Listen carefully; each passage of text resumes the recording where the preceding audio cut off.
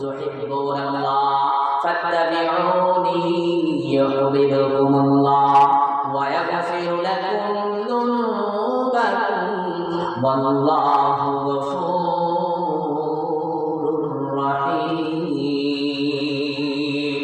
আল্লাহ রাব্বুল আলামিন বলে এই নেতাগোতা যা কিছু আমরা যাদের পিছে ঘোরাঘুরি করে এরা কিছুই করার ক্ষমতা রাখে না, কিন্তু বান্দা তুমি যদি রব্বুল আলামিনের মহব্বত তোমার অন্তরের মধ্যে রাখো, আল্লাহ রব্বুল আলামিনের মহব্বত, আল্লাহ রব্বুল আলামিনের হাবিবকে তুমি ভালোবাসো, আল্লাহ রব্বুল আলামিনের হাবিবের মহব্বত যদি তোমার অন্তরে থাকে, তাহলে রব্বুল আলামিন বলছেন যে তোমার লাভ কেমন লাভ, যে মুহাম্মদুর রাসূলুল্লাহ সাল্লাল্লাহু আলাইহি ওয়াসাল্লাম যাকে রব্বুল আলামিন হাবিব উপাধি দিয়েছেন, যাকে রব্বুল আলামিন এরকম ভাবে মুহাম্মদুর রাসূলুল্লাহ নবীর সরদার করেছেন, যেই মুহাম্মদুর রাসূলুল্লাহ সাল্লাল্লাহু আলাইহি ওয়াসাল্লামকে আল্লাহ পাক রব্বুল আলামিন হাউজে কাউসার দান করবেন, যেই রব্বুল কারীম জনাব মুহাম্মদুর রাসূলুল্লাহ সাল্লাল্লাহু আলাইহি ওয়াসাল্লামকে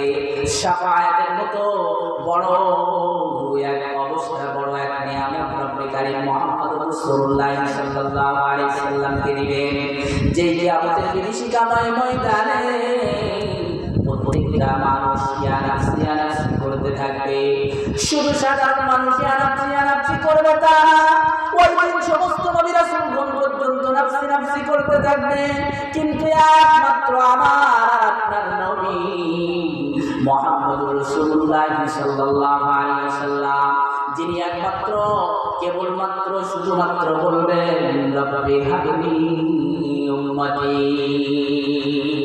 আল্লাহ রব্বুল আলামিনের কাছে সিজদা দিয়ে পড়ে যাবেন, এই গুনাহগার উম্মতের জন্য রব্বুল আলামিনের হাবিব সুপারিশ করবেন, আল্লাহ রব্বুল আলামিনের হাবিবের একটা উম্মত জাহান্নামে থাকা অবস্থায় রব্বুল আলামিনের হাবিব জনাব মুহাম্মদুর রাসূলুল্লাহ ততক্ষণ পর্যন্ত সিজদা থেকে মাথা উঠাবেন না, এই গুনাহগার উম্মতদেরকে জান্নাতে না দেওয়া পর্যন্ত রব্বুল কারীমের থেকে সুপারিশ বন্ধ করবেন না। তো সেই মানুষটাকে মহব্বত করবো না, করবো কাকে? কি বলে মহব্বত করতেই যদি হয় তাহলে তো একমাত্র মহব্বতের দাবি যিনি রাখেন তিনি তো জনাব মুহাম্মদুর রাসূলুল্লাহ সাল্লাল্লাহু আলাইহি ওয়াসাল্লাম। ঠিক কিনা বলেন? ঠিক বললাম না? দেখেন না এখন আল্লাহ পাক রব্বুল আলামিনের হাবিবের মহব্বত সাহাবায়ে রাদিয়াল্লাহু আনহুম কেমন করছেন আর আমরা কেমন করি? আল্লাহ পাক রব্বুল আলামিনের হাবিব জনাব মুহাম্মদুর রাসূলুল্লাহ সাল্লাল্লাহু আলাইহি ওয়াসাল্লাম জনাব মুহাম্মদুর রাসূলুল্লাহ সাল্লাল্লাহু আলাইহি ওয়াসাল্লামের দরবারে সাহাবায়ে কেরাম রাদিয়াল্লাহু আনহুম আসতেন, অনেক সাহাবায়ে কেরাম রাদিয়াল্লাহু আনহুম সবদা আসতেন যাইতেন, বিভিন্ন নসিহত শুনতেন। এক মজলিসে এরকম ভাবে আল্লাহ রব্বুল আলামিনের হাবিব বিভিন্ন নসিহত পেশ করতেছেন, সাহাবায়ে কেরাম রাদিয়াল্লাহু আনহুম আছেন। ওই মজলিসের মধ্যে বারা ইবনে তালহা রাদিয়াল্লাহু তাআলা আনহু আছেন। যখন নাকি আল্লাহ তাআলার হাবিবের নসিহত প্রদান করা শেষ হয়ে গেছে, যার যার গন্তব্যস্থানে চলে যাইতেছে, বারা রাদিয়াল্লাহু তাআলা আনহু চলে যাইতেছে, কিন্তু বারা রাদিয়াল্লাহু তাআলা আনহুর সন্তান তালহা রাদিয়াল্লাহু তাআলা আনহু ছোট বাচ্চা আল্লাহ রাসূলের দরবার থেকে এখন যায় না, বসে আছে। সন্তানকে আব্বা ডাকে, তালহা চলো বাসায় চলে যায়। আল্লাহ রাব্বুল আলামিনের হাবিবের সাহাবা তালহা রাদিয়াল্লাহু তাআলা আনহু বলতেছেন, ইয়া রাসূলুল্লাহ, ইয়া হাবিবাল্লাহ, আমি আপনার মজলিসে বসে থাকতেই আমার যেন বেশি ভালো লাগে, মহব্বত লাগে। আপনার কথা শুনতে আপনার ভালো লাগে, আমার ভালো লাগে, মহব্বত লাগে। আল্লাহ রাসূল বলে, তোকে এত সময় তো শুনছি, এখন তোমার আব্বা ডাকতেছে, বাসায় চলে যাও। তালহা রাদিয়াল্লাহু তাআলা আনহু তখন আল্লাহ রাসূলকে বলতেছেন, ইয়া রাসূলুল্লাহ, ইয়া হাবিবাল্লাহ, আব্বার সাথে তো চলে যাব, তো চলে যাওয়ার আগে আমার একটা নসিহত আমাকে করেন, যে নসিহতটা আমি মানতে পারি। যে মহান নসিহতটা মেনে আপনার মহব্বত প্রকাশ করতে পারি।